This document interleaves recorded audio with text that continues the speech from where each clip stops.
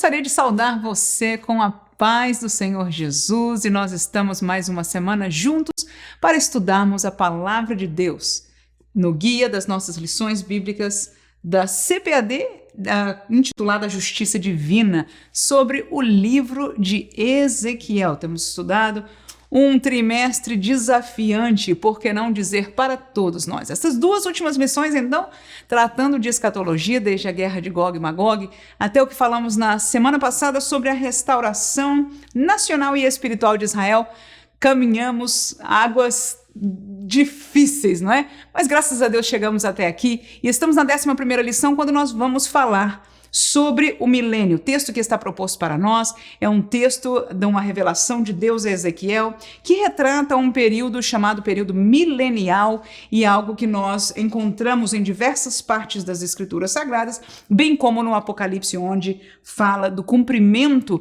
desta promessa. Queridos irmãos, queremos que esta classe, espero em Deus que seja um pouquinho mais leve do que as duas anteriores, e por isso nós propusemos este estudo sobre a visão do templo e do milênio em 4 tópicos. O primeiro dele, vamos falar sobre o próprio período do milênio. O segundo, nós vamos falar sobre a realidade de Israel antes do milênio. Depois falaremos sobre a glória de Deus regressando no milênio e terminaremos falando sobre a realidade do templo de Deus no milênio. Amém? O nosso estudo, portanto, vai começar com uma noção geral sobre o período do milênio. Eu dividi em 3 tópicos, como de costumes, por que não dizer subtópicos, dizendo que, primeiramente, o Messias reinará neste tempo. Em segundo lugar, a glória de Deus pairará. Em terceiro lugar, a paz e a justiça perdurará. Antes de nós lermos os versículos bíblicos propostos, de maneira geral, como introdução a você que é professor, ou até mesmo algum aluno que possa estar escutando esta lição, o período do milênio, o nome vem exatamente do que significa milênio, são 1000 anos. Este tempo, na linguagem bíblica, não é metafórico, não é simbológico, é um tempo literal. Há uma promessa de Deus para a nação de Israel, durante toda a sua história, de um reino terrenal, cujo reino seria liderado pelo seu Messias, ou seja, o Messias, o Salvador, o grande líder, a raiz de Davi que tinha sido prometida, e por isso é difícil a gente colocar num contexto só, porque as promessas do milênio estão espalhadas em toda a história da nação de Israel. Portanto, você vai ver no decorrer dos livros históricos, bem como em livros poéticos, nos Salmos, você vai encontrar, e nos proféticos, sem dúvida alguma, muitas menções a este tempo. Então, para você distinguir, quando você ler uma promessa de Deus falando sobre um tempo de paz e justiça mundial, que será sobre todos, de um Messias, de um rei que reinará, não é, num contexto mundial, toda esta colocação de paz, de justiça, e veja que as colocações não são focalizadas na área espiritual, são de justiça humana, são de cumprimento, é como se fosse, se eu pudesse dizer, o planejamento de Deus através da lei de Moisés, virando uma realidade, porque ela em verdade nunca foi cumprida pelos homens. Jesus foi aquele que veio, não para abrogar a lei, mas para cumpri-la. E no milênio você vê a promessa de Deus no contexto israelita do Antigo Testamento tornando-se uma realidade vívida, que esta nação vai receber o cumprimento da profecia pelo seu próprio Messias, agora naquele tempo já reconhecido como sendo Jesus. Então viverão na terra 1000 anos neste reino tão espetacular que é a palavra de Deus, que Deus mesmo trouxe profecias. Portanto, 1000 anos, a primeira coisa que nós aprendemos é que o Messias de Israel reinará. Ezequiel capítulo 43, que é o texto da nossa lição, e o versículo 6 e 7, diz o seguinte: eu ouvi uma voz que me foi dirigida de dentro do templo, e um homem se pôs junto de mim.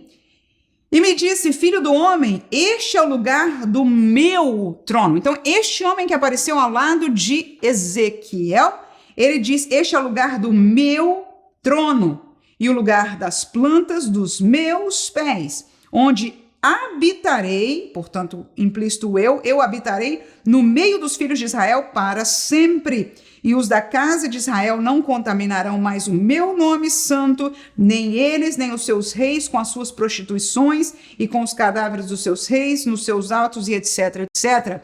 Queridos irmãos, você veja aí que esta aparição é a aparição do próprio Messias, do próprio Jesus, aí, não é? Mostrando a Ezequiel aquilo que haveria de acontecer, que haverá um tempo de que ele mesmo reinará naquele lugar. Neste tempo, no contexto aí no finalzinho, já diz que todas as abominações, as prostituições espirituais, os problemas que Israel viveu na sua história, não acontecerá mais. Mas o nome do Senhor, aleluia, será honrado naquele lugar, e esta realidade espiritual, por que não dizer, e também civil, acontecerá no período do milênio. Lucas capítulo 1, versículo 31 ao 33, a Bíblia diz o seguinte: E eis que em teu ventre conceberás e darás à luz um filho, e por-lhe-ás o nome de Jesus.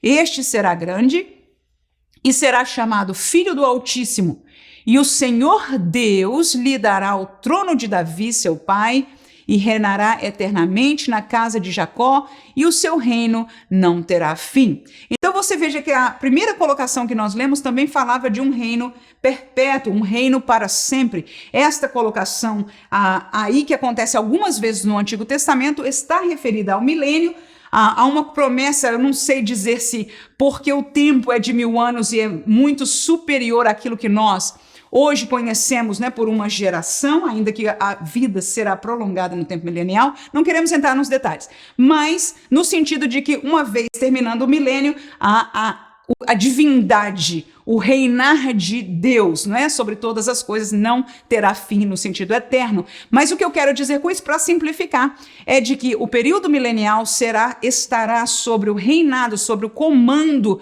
do Messias. E neste texto de Lucas, estamos esclarecendo que este Messias é Jesus Cristo. Amém? Letra B.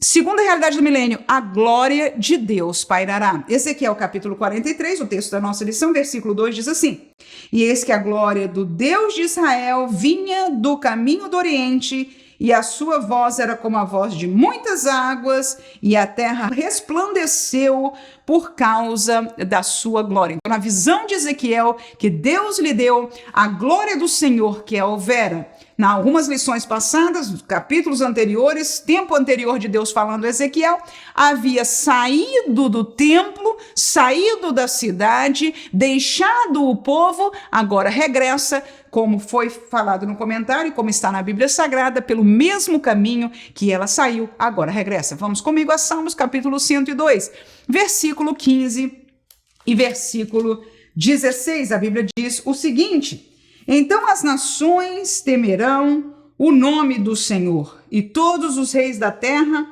a tua glória, quando o Senhor edificar a Sião e na sua glória se manifestar. Então, num contexto, veja aí, de Salmos, há uma aparição, há uma revelação que está conectada a uma realidade milenial. E nós vamos ainda, deste mesmo Salmo, ler alguns versículos na frente, num outro subtópico que nós vamos falar. Então, segunda coisa que eu quero dizer, que vai ser um tempo de glória. Esta glória, como nós, quando falamos sobre a lição de glória, teve uma lição passada nessa lição, nessa série de lições, que falava sobre a glória de Deus. Ali nós aprendemos que a palavra glória pode ter alguns significados ou algumas colocações.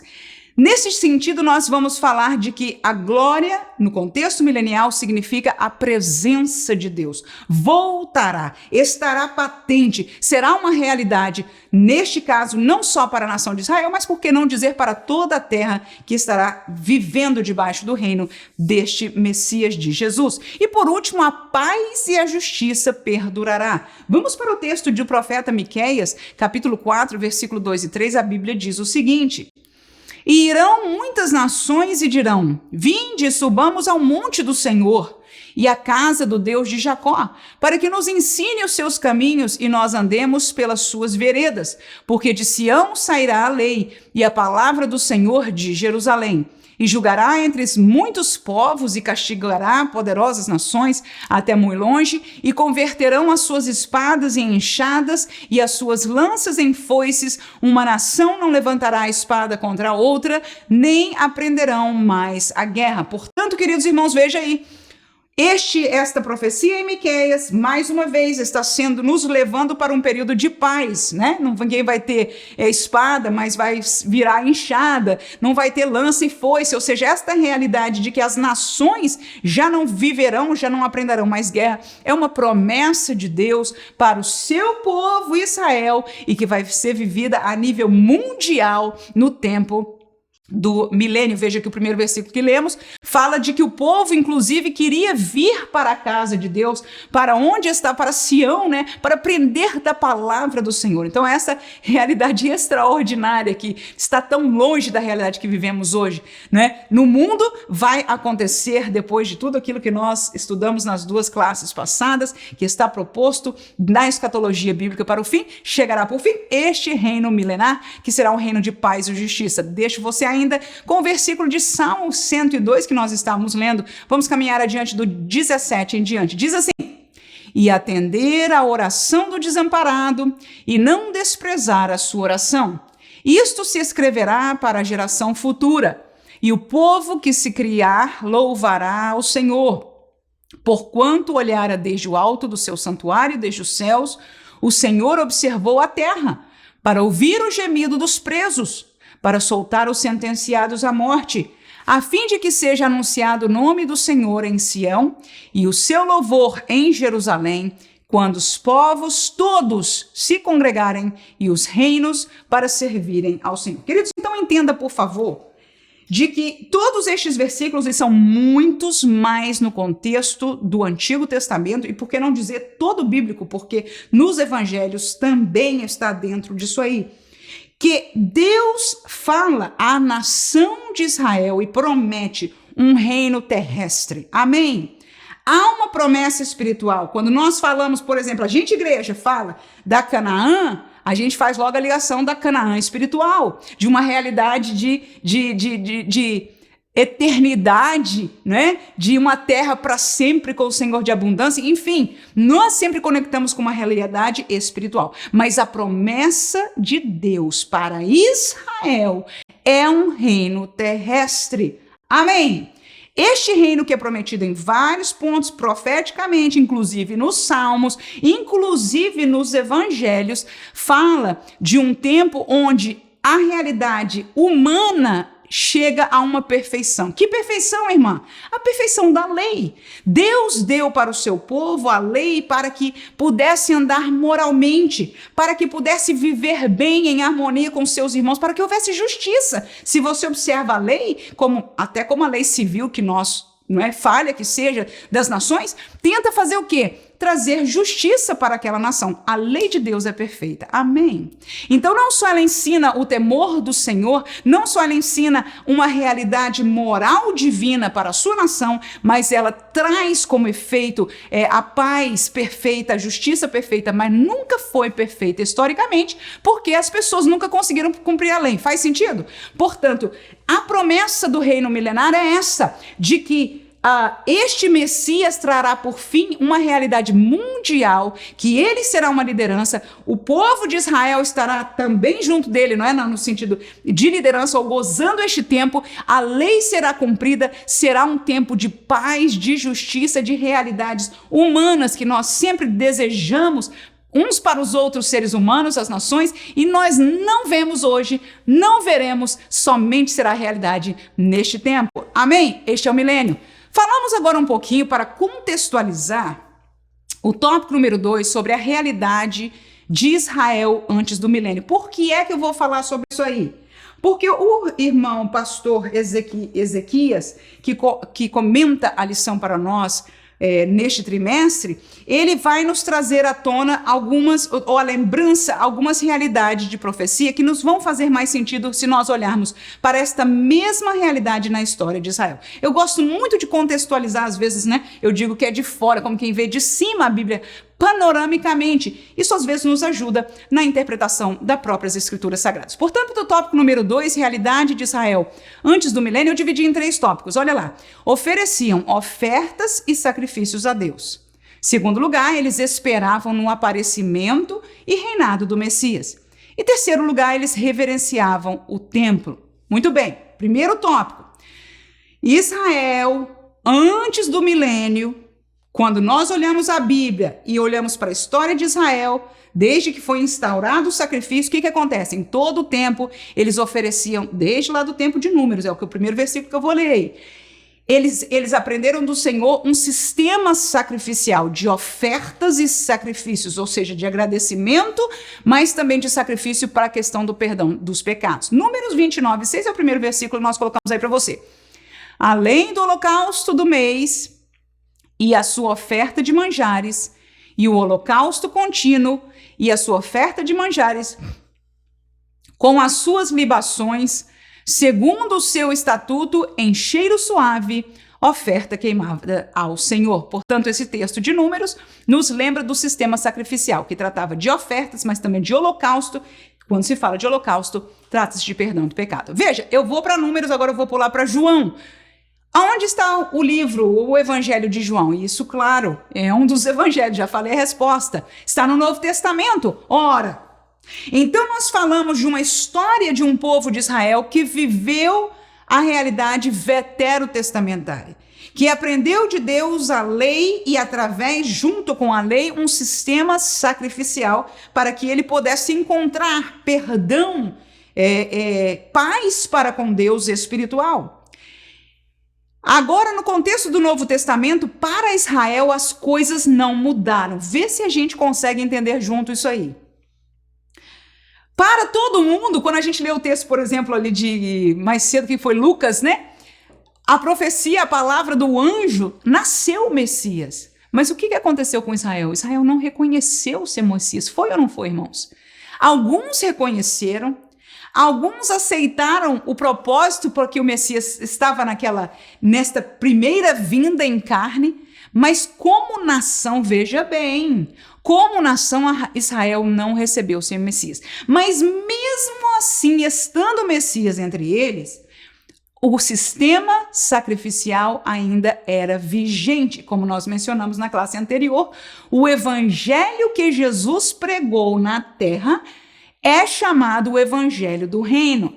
Para você ter mais uma ideia, leia as Beatitudes, Mateus capítulo 4, vai te dar uma ideia de Jesus, que aqui, diga-se de passagem, foi a primeira pregação pública de Jesus.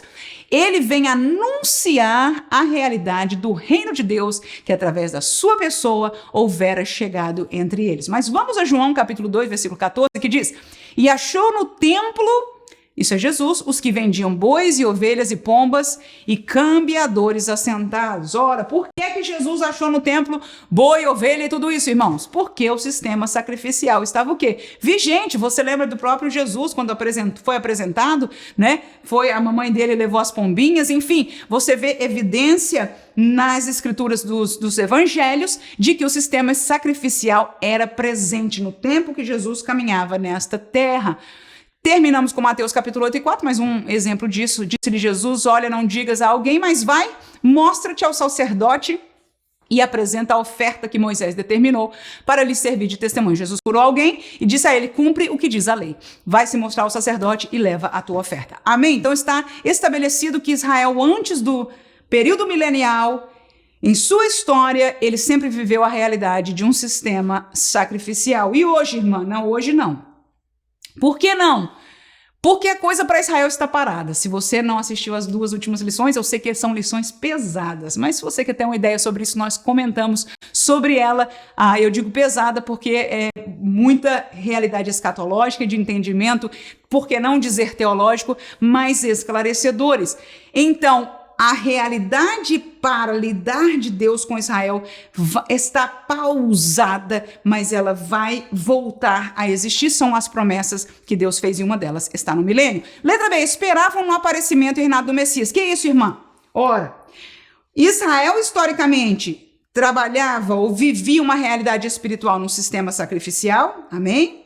Mas eles também tinham promessa e esperavam no seu Messias. Você sabe disso, você lê no contexto, vamos ver uns versículos aí, por que não já lê estes versículos aí? Isaías 9, texto conhecidíssimo, que Israel, irmão, o povo de Israel conhecia este texto aí e esperava na promessa sendo cumprida. Olha lá, 9, 6 e 7 diz, porque um menino nos nasceu, um filho se nos deu, e o principado está sobre os seus ombros, e o seu nome será maravilhoso, conselheiro, Deus forte, Pai da eternidade, príncipe da paz. Do incremento deste principado e da paz não haverá fim, e sobre o trono de Davi e no seu reino, para o firmar e o fortificar em juízo e em justiça, desde agora e para sempre. O zelo do Senhor dos Exércitos fará isso, aleluia, e ele fará isso, aleluia. O menino já nasceu, o filho foi nos dado, mas este reinado que está profetizado em Isaías, o cumprimento desta parte acontecerá no tempo do milênio,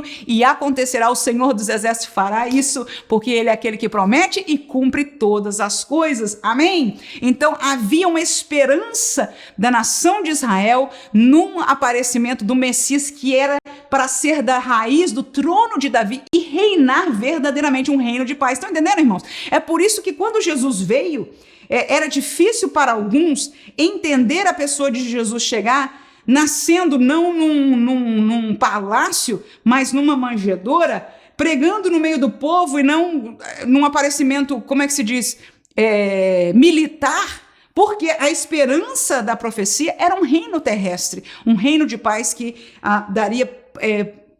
poria Israel numa relação superior às demais nações do mundo. Faz sentido isso? Glória a Jesus. João capítulo 4, versículo 25, a mulher lhe disse, eu sei que o Messias, que se chama o Cristo, vem. Quando ele vier, nos anunciará tudo. Então Jesus estava falando com aquela mulher e na sua conversa com ela, ela menciona o Messias que havia de vir. Então, mais uma evidência de que as pessoas no tempo de Jesus e antes em toda a história de Israel, amém, irmãos, esperavam no seu Messias. Volto a lembrar, e você, por favor, enfatize também na sua classe, de que o Messias esperado para Israel não tem a conotação espiritual que nós entendemos hoje. Nós entendemos por quê, irmão? Porque a gente tem o Evangelho de João, porque a gente tem as cartas, né, do Novo Testamento, e porque nós fomos transformados e conhecemos o Evangelho da graça, que não só foi pregado para nós, mas é vivido em cada uma das nossas vidas. Mas no contexto de Israel, amém, aconteceu isso e eles esperavam nos seus Messias. Alguns reconheceram, outros não, e porque como nação não reconheceram, eles entraram num período de cegueira espiritual. Glória a Jesus. Por terceira e última coisa que eu quero lembrar a você é que Israel reverenciava o templo. Lucas capítulo 24, versículo 53, e estavam sempre no templo, louvando e bendizendo a Deus. Mateus 24 e versículo 1 diz, e quando Jesus ia saindo do templo, aproximaram-se dele os seus discípulos para lhes mostrarem a estrutura do templo. Portanto, nós vemos nessas e outras realidades veterotestamentárias também, de que a estrutura do templo era ela gloriosa, era algo que marcava, que identificava a nação de Israel, aquele templo de adoração ao seu Deus. Então essa é a realidade de Israel historicamente e no Antigo Testamento e no tempo dos evangelhos. Ora, tópico número 3, nós vamos falar sobre a glória de Deus regressando no milênio. Mais uma vez, num contexto histórico, a glória de Deus, letra A, veio no templo provisório, no tabernáculo. Letra B, confirmou-se no templo de Salomão. Letra C, se retirou no tempo do cativeiro. E letra D, regressará no milênio. Ora, queridos irmãos, vale lembrar, e é um tópico que fica aí, se você quiser falar sobre ele ou não, o pastor Ezequias menciona a realidade da vinda da glória de Deus, e eu gosto de sempre trazer uma visão panorâmica. Portanto, quando se fala da glória de Deus, ou seja, neste sentido, é a presença de Deus de uma maneira extraordinária.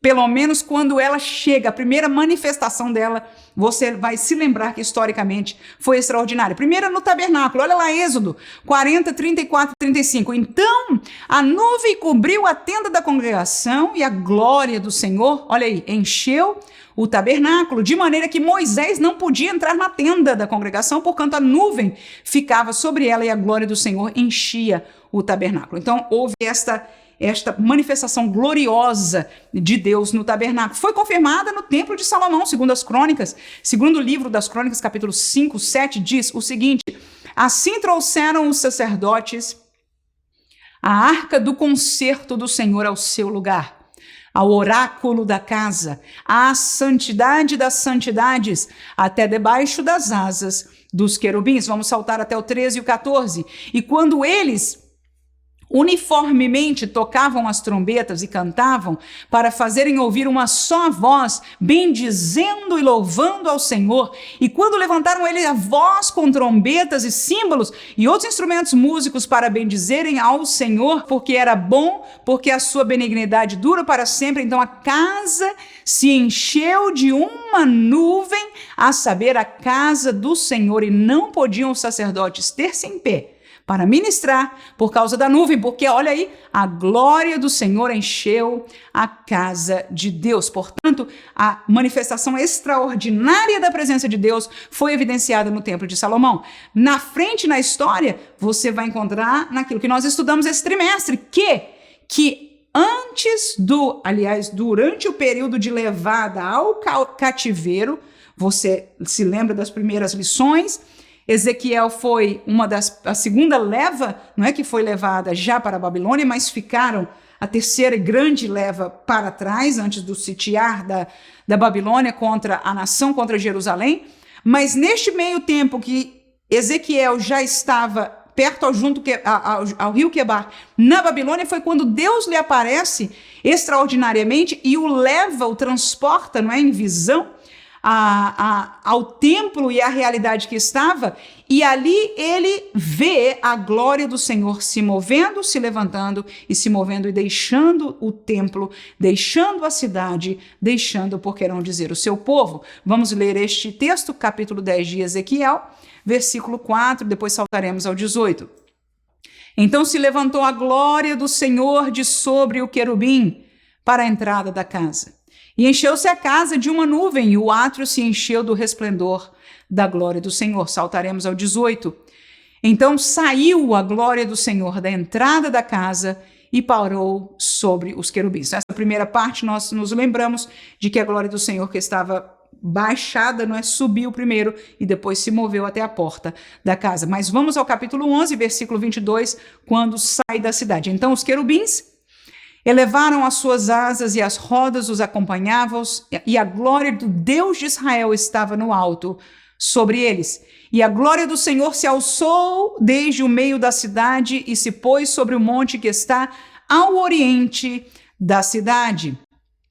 Portanto, você se lembra, e esta menção foi feita na lição agora, de que do Oriente para o Oriente se foi, do Oriente vai regressar, o que nós vamos ler para o próximo tópico, fechando aqui, mas de que historicamente a glória do Senhor saiu, a presença do Senhor saiu do templo físico. E diga de passagem, na história, você se lembra disso, nós estudamos na lição, este templo foi completamente destruído, o templo de Salomão foi completamente destruído, mas antes disso, Ezequiel viu o Senhor revelando que a glória do Senhor tinha deixado a ele. No entanto, no milênio, a glória do Senhor regressará. Ezequiel capítulo 43, do boca do mesmo profeta, o Senhor, numa linguagem muito semelhante a esta primeira profecia, fala da volta da glória do Senhor, que é o texto que nós lemos na nossa lição. Portanto, em Ezequiel capítulo 43, versículo 2, 4 e 5, diz assim: e eis que a glória do Deus de Israel vinha do caminho do Oriente, e a sua voz era como voz de muitas águas, e a terra resplandeceu. Olha aí, não só o lugar, mas a terra resplandeceu. Por quê? Por causa da sua glória. Versículo 4 e 5. E a glória do Senhor entrou no templo pelo caminho da porta, cuja face está para o lado do Oriente. E levantou-me o Espírito e me levou ao átrio interior, e eis que a glória do Senhor agora enche o templo. Portanto, nos é lembrado no estudo desta lição de que da mesma maneira e pelo mesmo lugar e o mesmo caminho que a glória do Senhor se foi do povo de Deus, no cumprimento que Deus promete ao seu povo, ele voltará pelo mesmo caminho e a glória do Senhor pairará outra vez e viverá ali naquele reinado milenial. Amém? Terminamos o nosso estudo com o último tópico falando sobre a realidade do templo no milênio. E essa foi uma colocação que o pastor Ezequias colocou até dificuldade no entendimento destas profecias, porque são realidades que, às vezes, para nós, como igreja, não faz sentido. Mas vamos lá. O templo no milênio. Em primeiro lugar, evidência de um templo literal. Segundo, letra B, presença de um sistema sacrificial. E letra C, ausência dos objetos tipológicos. Queridos, vamos lá. É um assunto que é difícil, nós não podemos entrar aprofundadamente neste assunto. No entanto, vamos dar uma luz aí e vamos ver se essa luz é suficiente para nos ajudar a estudarmos esta classe. Capítulo 40 de Ezequiel. E se você não teve oportunidade, espero que tenha tido, os capítulos a partir do 40, direto até o 43, você vai ver de que há um detalhado descrição do templo, né? Não só, enfim, das várias partes do templo e parte até do serviço ministerial estão detalhados neste capítulo. Mas eu guardei para você do versículo 45 ao 47, que diz o seguinte: e ele me disse, esta câmara que olha para o caminho do sul é para os sacerdotes que têm a guarda do templo, mas a câmara que olha para o caminho do norte é para os sacerdotes que têm a guarda do altar. Estes são os filhos de Zadok que se chegam ao Senhor, dentre os filhos de Levi, para o servir. Ainda o 47, e mediu o átrio, o comprimento de 100 côvados e a largura de 100 côvados, 1 quadrado, e o altar estava diante do templo. Então, não só medidas que fazem sentido, localizações do santuário ou do templo semelhantes ao que se conhecia anteriormente, algumas iguais, outras diferentes, mas toda esta colocação, inclusive de pessoas do serviço dos sacerdotes, etc., chamam a atenção de que essa profecia fala-se de um templo literal. E nós reconhecemos biblicamente que o templo do milênio vai ser aquele mesmo templo em Jerusalém, um templo literal que vai estar de pé, reconstruído em sua totalidade. Presença de um sistema sacrificial. Ezequiel 43, 21, e depois saltaremos para o 27. Olha o que diz a palavra de Deus. Então tomarás o bezerro da expiação do pecado, o qual será queimado no lugar da casa para isso ordenado, fora do santuário. Vou saltar com você até o 27.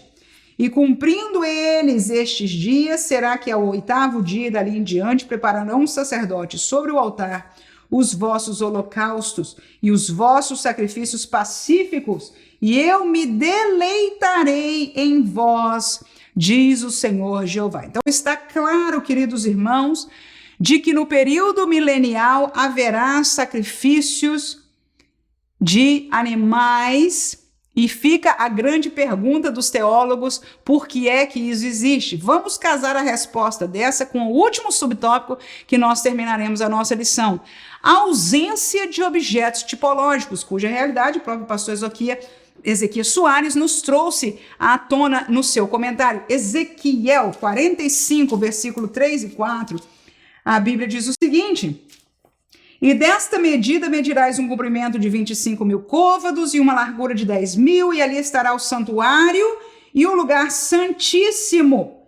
Este será o lugar santo da terra, e ele será para os sacerdotes, ministros do santuário, que dele se aproximam para servir ao Senhor. Ele servirá para lugar, para casas, e de lugar santo para o santuário. Queridos irmãos, eu quero terminar o entendimento dessa lição com o seguinte comentário.